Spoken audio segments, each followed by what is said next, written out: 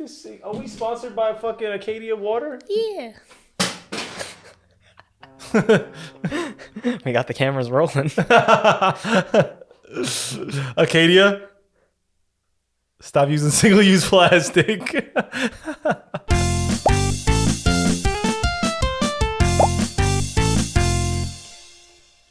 What up, gangsters? Welcome to the Butt Buddies podcast.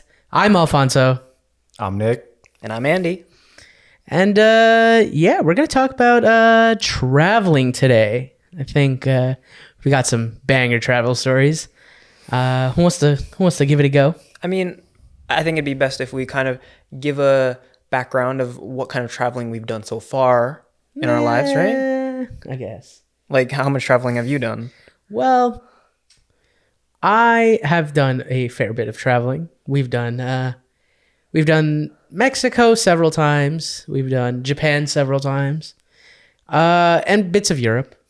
What about y'all? What do you guys? Where have y'all been? So for the longest time, I was.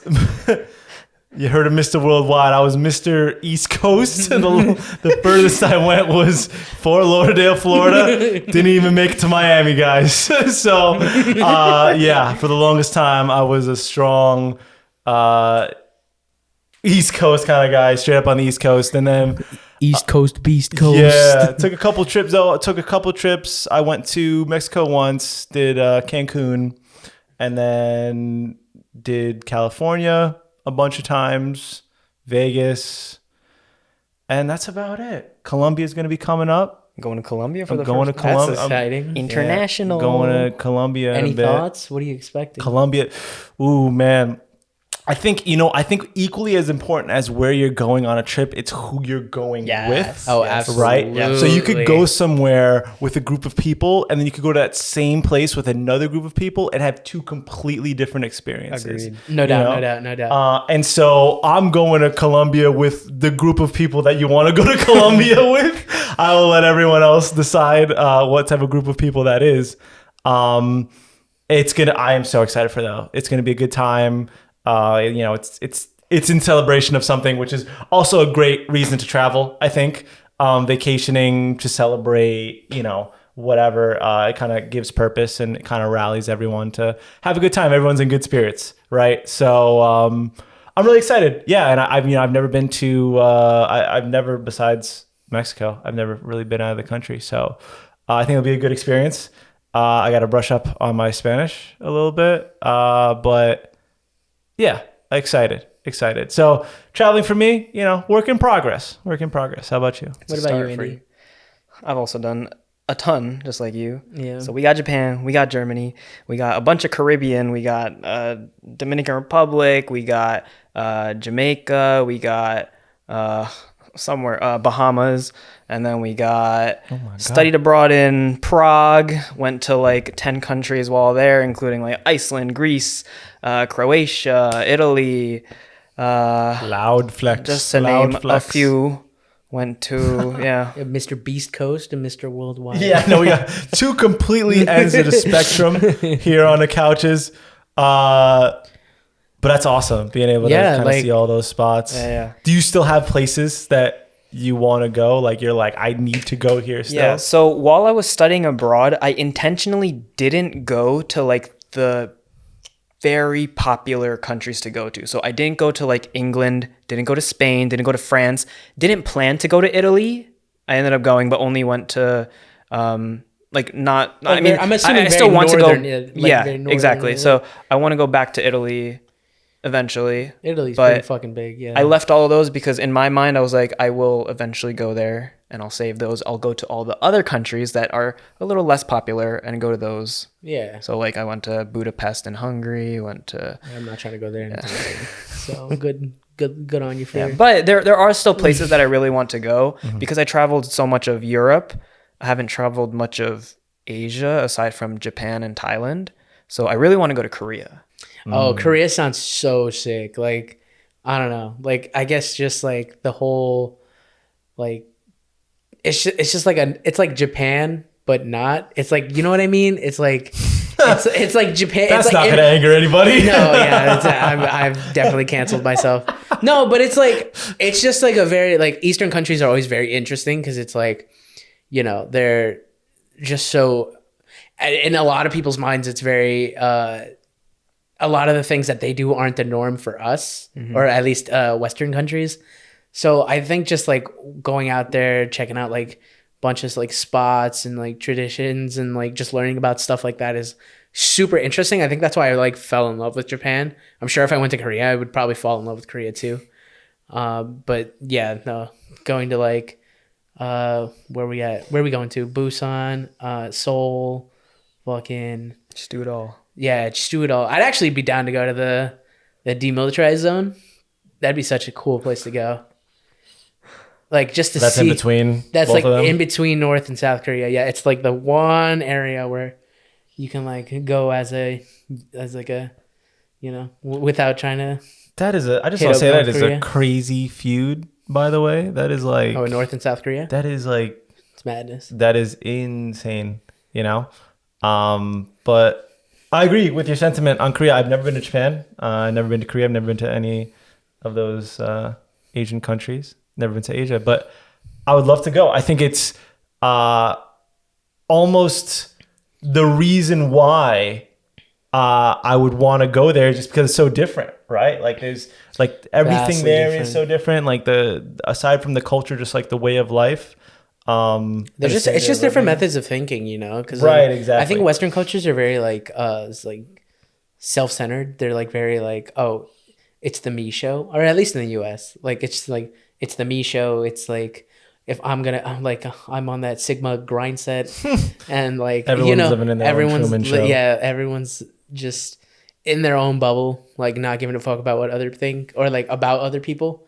But at least in Japan, it feels like they genuinely care about other people. Like even if they're like having the shittiest day, they'll be like, yeah, like this place is like we're all here, we're all living here. We might as well make it as best, like the best possible like place to live as we possibly can. Because the U.S. has more of an individualistic culture, while a lot of Asian countries have a collectivist cultural mindset.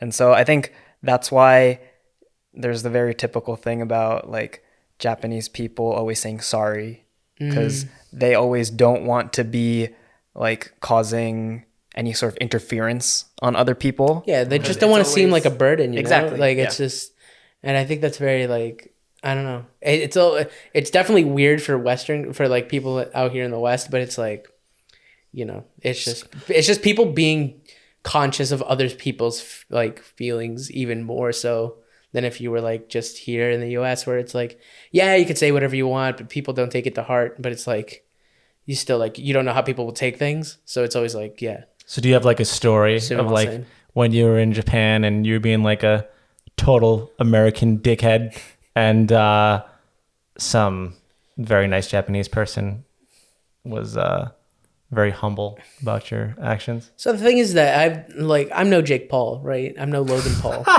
Like whatever he did. Oh man. Like I don't know if you guys remember Shots that, but that was like a fired. while back, and I'm no Logan Paul. Like I was not out there like fucking creating a ruckus, like absolutely recording dead bodies or whatever. But it was so bad. Like what he did was horrid, and like it's like I don't think I've ever, or at least I don't think I like had done anything that's like silly Gaijin kind of thing, but it's like. But the best part is that from what I'm hearing, like wait, they wouldn't say anything. I remember one thing. Wait, what? Remember when we were in Japan trying to catch the train and you're running down the stairs and you had a plastic bag filled with water bottles. Someone really remembered it and somebody really wanted to forget, it looks like.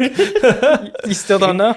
Is this my lemon water story? No, you're running down the stairs and your bag rips and your water bottle just goes flying. Because Oh yeah! so we're trying to get on the train and the doors are just about to shut. So he's like running and he's like swinging his bag like naturally Right. as he's like running. And as he swings it, it like, I don't know, the water bottle flies out. It like Launches out. rips, flies out. And then what exactly happened? It went like, It went in between the train slot. You know how like there's like a step in between the platform and gap. the train, the little gap. Don't fuck with the gap. It just went. It like swiftly went. And it's just like, did it drop in or it just? No, it was in. It was gone. It was like that. That was no longer my water bottle. Yeah. And that water belongs to JR Rail. So we got into the train, and then we're like, okay, we made it. But then we're all like, what just happened? Are you good? And then there's like a group of Japanese schoolgirls just like laughing at you. I don't remember them laughing at me. I just remember that they're like, oh, Gaijin doing things. Oh. Yeah, I don't remember that. I remember the water bottle thing, but I don't remember the fucking schoolgirls laughing. Fuck them. You were too embarrassed about losing your water, so you were blinded. Oh yeah, that's funny. I think like doing embarrassing things on vacation is a lot more forgiving. You're more humble about doing embarrassing things when you're on vacation. At least I am personally. Like when I do something like really embarrassing in like another place, you would think that you would get more embarrassed, but I'm actually less embarrassed. I'm kind of just like, whatever, silly me, I think that's what it is. Yeah, I think that's also like what it, like, because all of us, like the whole Western mindset where it's like, we don't really care what other people think. If it happens, it happens kind of thing. So I was like, I guess when that happened, I was just like, well, fuck, my water's gone. Yeah. But I guess the other people, they found it funny, and I was like, well, sick. I don't remember that though. I don't remember, like, I guess we had Japanese schoolgirls laughing. Yep. That was pretty funny. I feel like it probably was just like like in the monotony of your regular, day on the train. Yeah, like right? what the fuck, just, like and then out of nowhere, like this foreign dude just sprints down the stairs, flings a water bottle, hits the train, goes in between the tracks, and like gets all sweaty, like runs into the door. I think it's just like the abruptness of it probably caught him off guard. Because if that happened in New York, you wouldn't bat an eye. But in Japan, you don't got your showtime, guys. It's showtime. That's true. Yeah, I kind of miss that. I kind of miss the it's showtime, baby. Or the I'm a veteran. I've been a veteran for 20 years. Bit, and then they're like, no, but I think that's what I love about Japan, though. It's like, is there stand clear of the closing doors in Japan? Is that yes and no. They've got two gates. So there's the doors that shut, and then there's platform gates that shut. So they give you like no opportunity. They're like, no, you can't be trusted with just doors. Exactly. You need multiple barriers.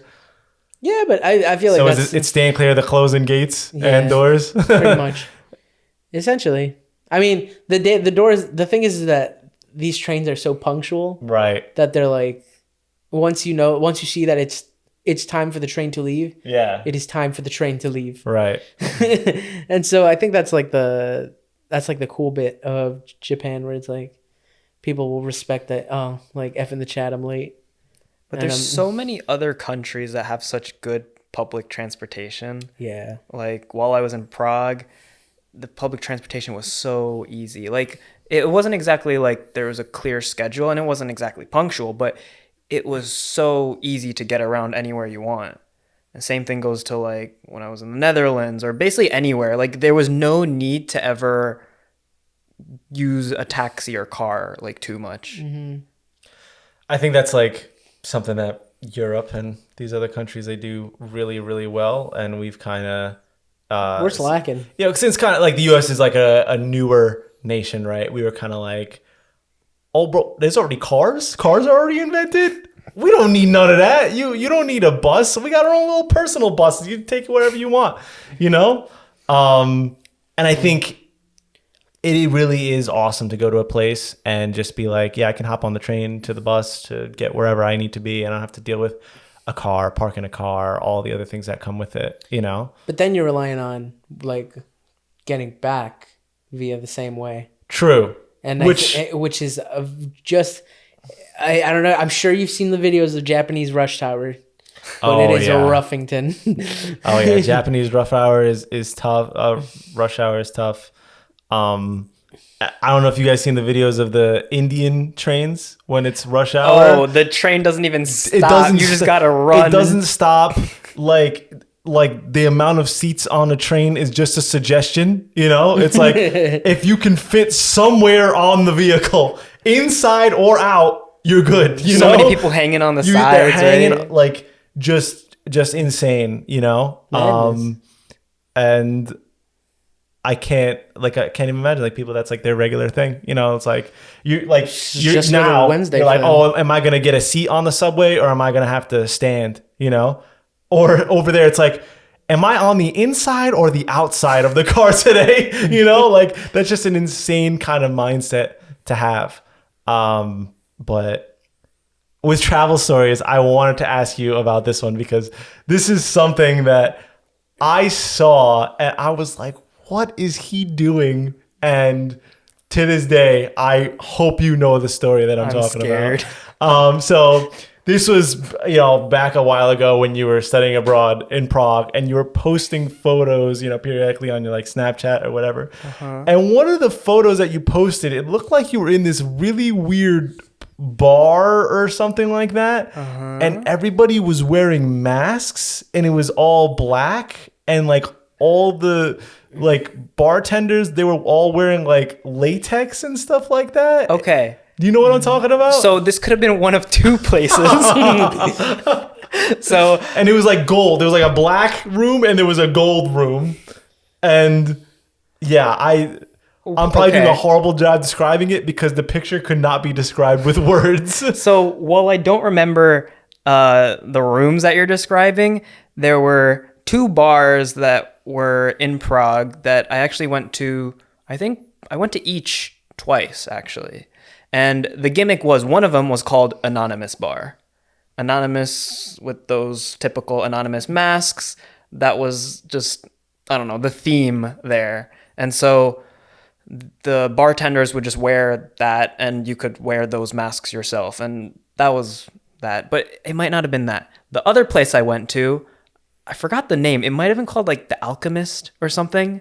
But there, it's like people are wearing like the old, what was it? Like the doctor's mask with the large beak and like they basically bring out drinks and there's like smoke everywhere, like the dry ice smoke. They open like this crate and like you take out your drink from there. It was like, it was kind of like magical. Like it was kind of like you were in like Harry Potter bar place kind of thing. So like That's kind of dope. it was probably like that. The waiters were also like dressed up. Gotcha. And it wasn't anything weird. It was just like, oh cool, this fun bar exists. Let's go. Okay. And that's it.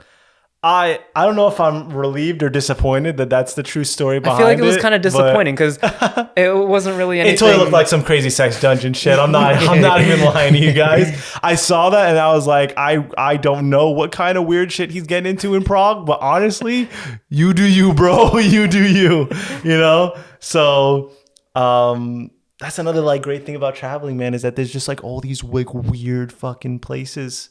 With just like crazy, you get all of these, you get all of like the hidden gems that you find just from like just from traveling. Like I'm sure all of the Airbnbs that we got in Japan, sick, and that was my doing, by the way. So really, yeah. Well, except for the last one, the last one guy, Airbnbs or on the one that we got in Kyoto. I think that was Christian. That one was pretty. That was ass. rough. That one was Christian. Why did you do the Airbnbs on the last trip? Because I wasn't staying with you guys. But yeah, no, it was that's the thing though, is like it depends on who you're staying or like who you're going with too, because like some of us we're down to splurge a little when needed. I think some of us are trying to save every penny we can. It depends. Spending frivolously is one thing. Spending for like something that's like actually cool and you're gonna get like a good amount of use out of, I respect that. So to put some context, all of us, all the butt buddies, we just came back from a trip to LA and Las Vegas, and us and Daniel, we really wanted to, even just for one night, pool our money together and then have one night at a crazy big mansion. And I think that would have been the coolest thing. It would have been sick, but because, yeah, you would have been maybe paying upwards of 200, maybe closer to like 400, 300, $400 for a single night. 400. For a single night, less than 400. 24 hours because there's check-in, check-out time. Right. But that would have been such a great memory, I feel like. You see, I say that, I see where you're coming from, and I would have wanted to do it if we would have utilized everything that like something like that could have offered. But when I think that you're going to rent a place like that out for the night, it's like, okay, we're going there, we're throwing like a house party, like a banger or something like that. You know, we're like doing something crazy in this mansion that you can't do anywhere else. But it sounded like all it was going to be is we were going to get this really expensive place. We were going to do the regular thing that we did during the day, come back at like 10 o'clock at night, 11 o'clock at night, sleep in a really nice bed, and like wake up the next morning and like, that's it. And I feel like if that's all you're using it for is just like a place to sleep, which is what it sounded like it was going to be to me, I was like, then there's no point of it. What we should have done is rented out the place, thrown a party, charged people to come to the party, make all our money back, stay there for free. That would have been five. We had to see all the contacts in California and Like, who'd be down to come? Who wants to fly in for our one night only banger in the Airbnb that we rented out so we can get our money back? But here's the thing, right? Like, so for my Colombia trip, there's me and like 9 other guys going.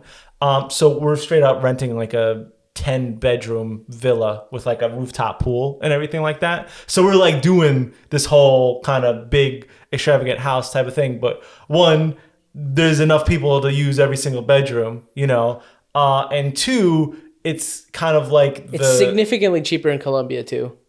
Yeah, it is. It's on the like an order of magnitude cheaper. But I feel like it's just going to be utilized more, you know, like more of the day will be spent kind of in the villa, whatever, at the pool, you know, wherever that's valid. we're doing, No, you have hanging out, whatever, you know. No, but whereas like I feel like in California, like the days were already packed with things that we wanted to do. Yeah. No, that makes sense. No, but what I was like referring to, like, I didn't even think about the mansion, but I was talking about like, you know, getting an Airbnb where enough of us, or like where we all fit, or like, because there were some where y'all was stretching it. Yeah, because like I think that's like the annoying part is like where we get Airbnbs that are like for 5 people and there's 9 of us. Or like we're like, yeah, someone's gonna have to take the L and they're gonna sleep on the floor. And I'm like, I'm on vacation, bro. I'm not sleeping on the floor. All right, so which is why I left. Like, so I actually got my own room at the Venetian. This is a topic for after the podcast finishes because there's some unbridled tension on the couch right now. But let us also realize that somebody was in an RV for an entire week beforehand and had very high standards for sleeping.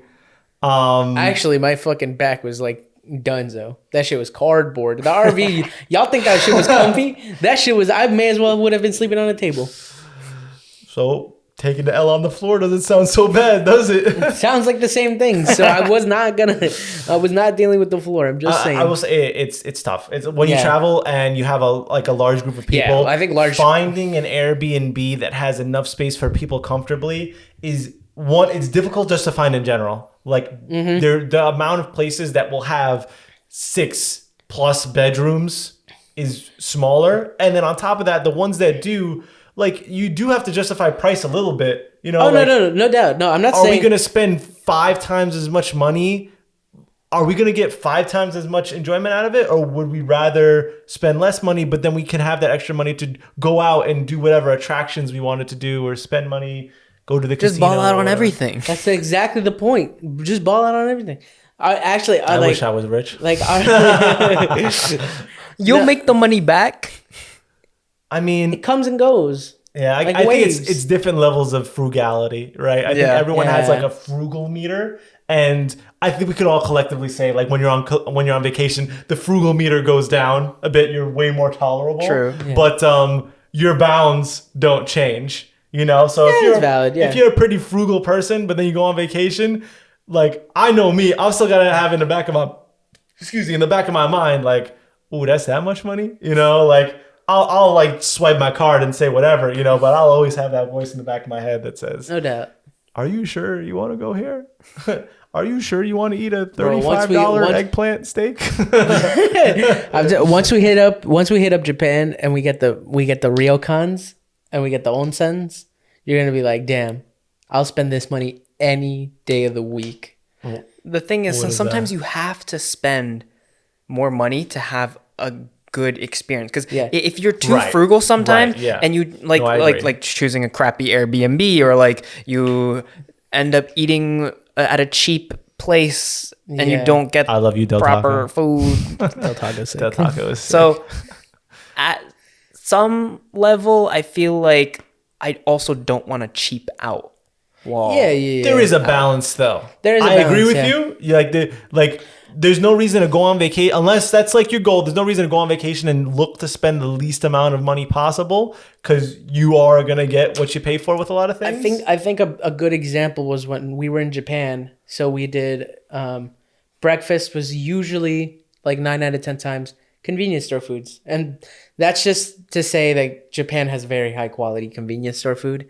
So, but it was like convenience store food, then like a very Japanese fast food place like Go-Go Curry or Yoshinoya or one of these places, and then we ball out at dinner during we have like a decent meal, something like yakiniku, yakitori, or sushi, whatever it was. And like that's like the thing where it's like you balance it out. You just like, you know, cheap breakfast, medium dinner, ball out, or medium lunch, ball out dinner. I don't know. No, I thought that was good, because I think every day we stayed within a general budget. Yeah, roughly. So like, but there was never, I mean, the I don't know if it's a problem, but in Japan, just like all food is good and cheap there, so you can't go wrong. That's Japan. hard. That's hard. It's like a lot of the foods are just like very cheap, very good. And then like the experience, the thing is like the food is cheap and really good, but experiences over there are outrageously expensive. True. So like ryokans and onsen. So ryokans are just like traditional Japanese hotels, and then onsens are like the Japanese bathhouses. We spent like, God, I don't know how much it was, like $600 a one night. No. Or like 500. It ended up being like 100 each only. No. I know, but I mean like collectively, it was like $500 a night. Yeah. Yeah, but we got dinner and breakfast. Yeah. That was included, and then it was also unlimited access to the onsen. Yeah, to the onsen. Yeah, and but like that was an experience. Like that was 100% worth every penny I spent on that place. It was so sick. Yeah, we went to the baths like twice. Yeah, in a single day. It was nice. Sick. It was nice. It was pog. Eventually, we'll go back. You'll come too. I am looking to come. I think that that's gonna be an awesome trip. I'm not looking forward to the plane. Just do 6 in 6 hours. Here we do from here to LA, then LA to Japan. Is that what you did last time? No, but that's what I'm gonna do this time. What'd you do last time? Last time we did Canada. We did from Newark to Canada to Japan. It's just my legs, man. Like I feel like if for like plane rides, I could just like take my legs at the hip and detach them and like put them to the side, you know? I'd be great, you know? But I can only last so long when my kneecaps are in the seat in front of me, and I just like my legs start cramping up. I mean, you could just take the LM5 like business. The thing is, so like again, we're back on the money thing, but it's like, would I rather spend 4 times as much money on a business class ticket, or take that extra money and spend it across the rest of the vacation, where I stay in nicer hotels, do more things, go to more bathhouses and things like that? No, you're right. Like, I mean, there is something to be said about having a nice plane ride there, but the plane ride isn't the vacation for me. For me, the vacation doesn't start when I get to the airport when I'm about to leave. For me, the vacation starts when I land to the place, in the place that I'm going to. Valid. And that's just a personal view on vacation. No, I agree with that. That's valid, yeah. Because you're still in like, when you're still on the plane, you're still like, you're not even there yet. So you're like, just like planning, thinking about what's going on. And plus, I mean, when we were on our plane, because you went on a separate one, but when me and Christian were on our plane, no one was on it. So we kind of just walked around, took other seats. Had one of those. I had one of those going to California where there was literally 6 people on the plane, including me. I had my entire row, like A through F was just me. People were like lying down, taking off their shoes or whatever. I've never flown private, but that's probably the closest I'll ever get to flying private. The flight attendant came with a cart of snacks. They just asked what I wanted. They just like, oh, you want pretzels? 5, just like a handful. Here's for you and all of the row that would have been here. It was a great experience. You're taking up 5 seats, 5 pretzels. Yeah, exactly. It was a great experience, and that sounds sick. It kind of spoils flying for you once you have an experience like that. Yeah, because like from stopping at the airport, like getting dropped off, to being on the plane and the whole thing, it was so easy. There was no one at security. There was no one at the gate. Like when everyone's like boarding the plane, we all do this weird shuffle where it's like boarding group A and you're like boarding group J, but you like slowly shuffle on over to the gate. It was just like there was like no one there. It was just so nice. And I can see the allure of like paying more money and you get all those amenities. Yeah. But again, I guess it just depends on your budget with all of that stuff, and it does depend on the length of the flight. But yeah, Japan. Hopefully that's a thing. April. Sometime soon. Maybe we'll get an episode over there. Yeah, I hope so. That would be a awesome trip to go on. But then it creates this like weird dynamic because it's like, well, it would be like my first time going there, but it would be your like third. I would be my third. It would be his like millionth. 12th. Yeah. So it's like I'm there for the first time, so I'm like, I want to see all of these touristy things and all of like the see Japan stuff. the thing is that I think personally, I think it's just because I've gone twice and like I've gone with Andy and Andy's gone a bunch of times, but I think Japan is like one of the few places where the touristy spots never get old. And do you concur with that? Yeah, I agree. And they're all relatively spaced out. Yeah, it's not like Times Square or like Madison Square Garden where it's like you cannot knock them all out on one day. Yeah. Cuz like there's like what are some places in Japan that you're thinking of? There's like Tokyo Tower. Right, exactly. Like there's the tower. I definitely want to go like to Mount Fuji. Yeah, that's Mount completely that's like a far 2-hour away. fucking train ride.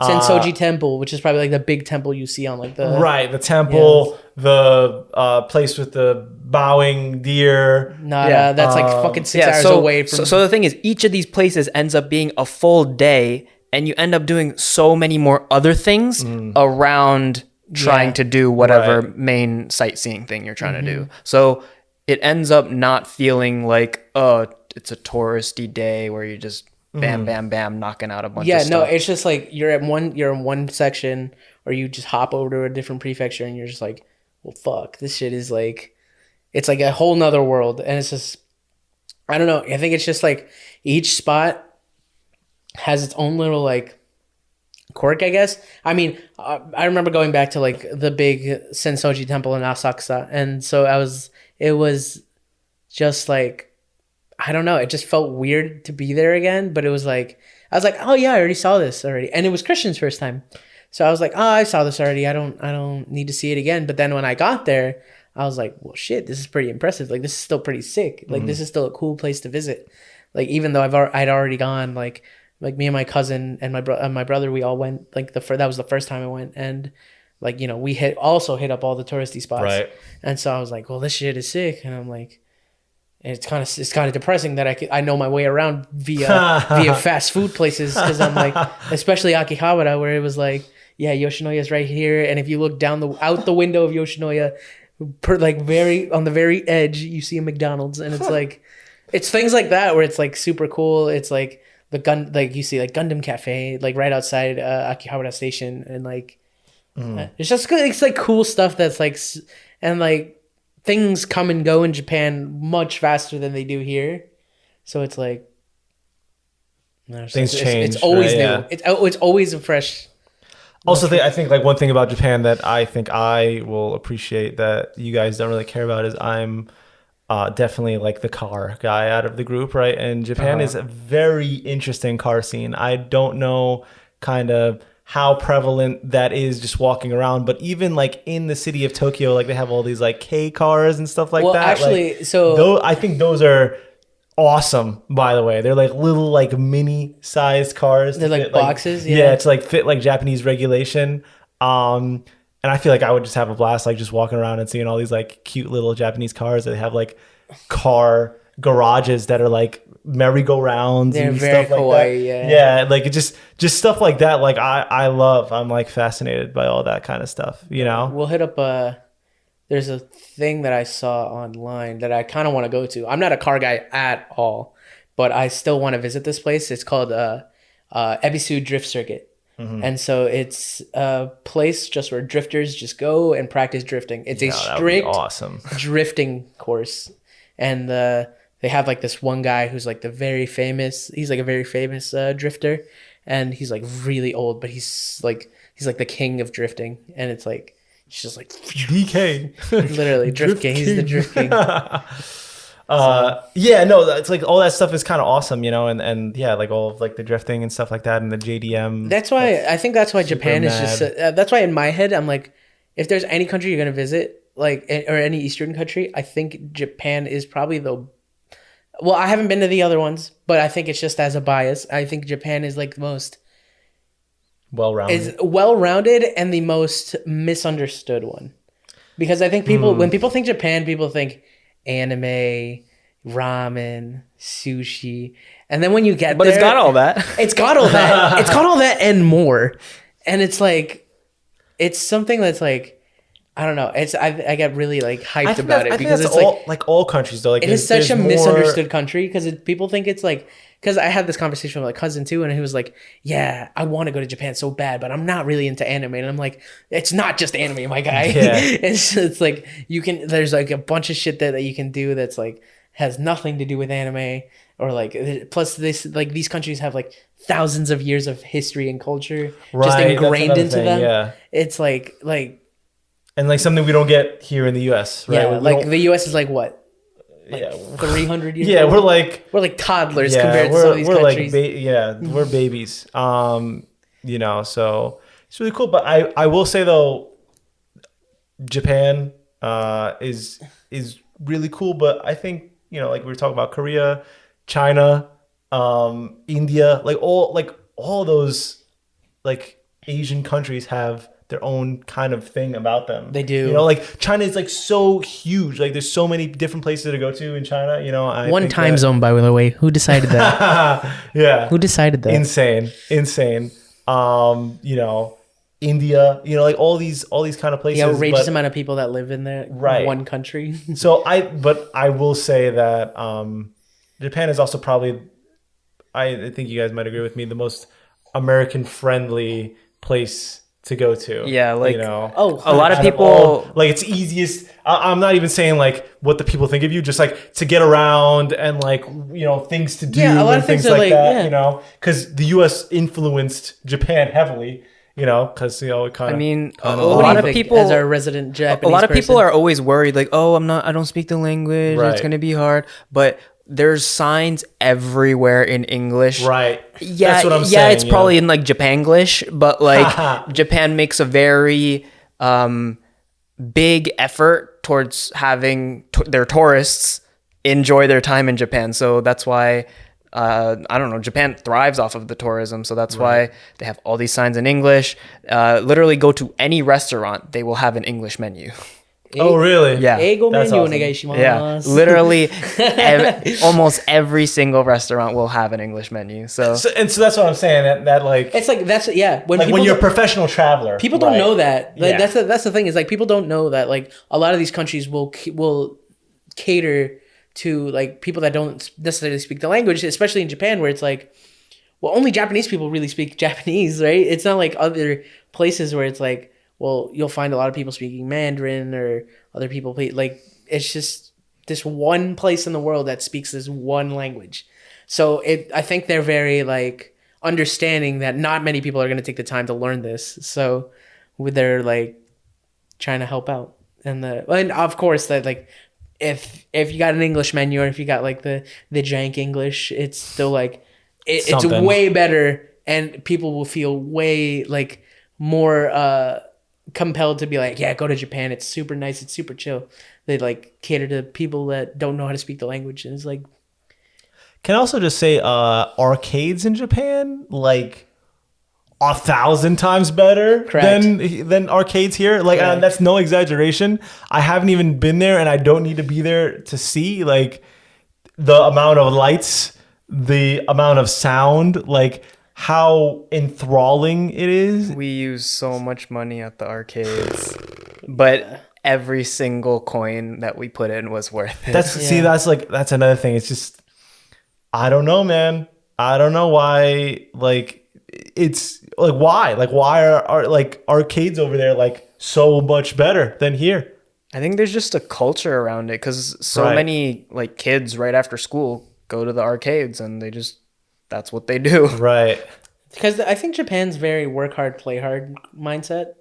You know, they'll grind out their fucking 16-hour day, but they'll get belligerently drunk afterwards, or like they'll hit up like kids will hit up the arcade after like a long ass day of school. Right. So it's like they're like, I deserve it, like I earned it, kind of thing. And so it's like it's kind of cool to see, especially when you hit up the arcades and you see the salarymen in their fucking suits and ties on the Dance Dance Revolution machine. They're dancing and they're pulling off their tie. Yeah. It's a sight to see. You need it. Yeah, you definitely need it. Yeah. So anyway, was going to be a podcast about traveling. It turned into a podcast about Japan. Podcast. I think that's how a lot of conversations wind up in this friend group. We're not weebs, we swear. I am. So well, yeah, that was our travel / Japan episode, I guess. And we're gonna wrap it up. So like, comment, and subscribe. Follow us on Instagram, and we'll see you next time. Spotify too. Oh, we're on Spotify as well. Yeah. And hope you're watching this on YouTube. Yeah, the video is pretty sick. Bye. Yeah. Goodbye.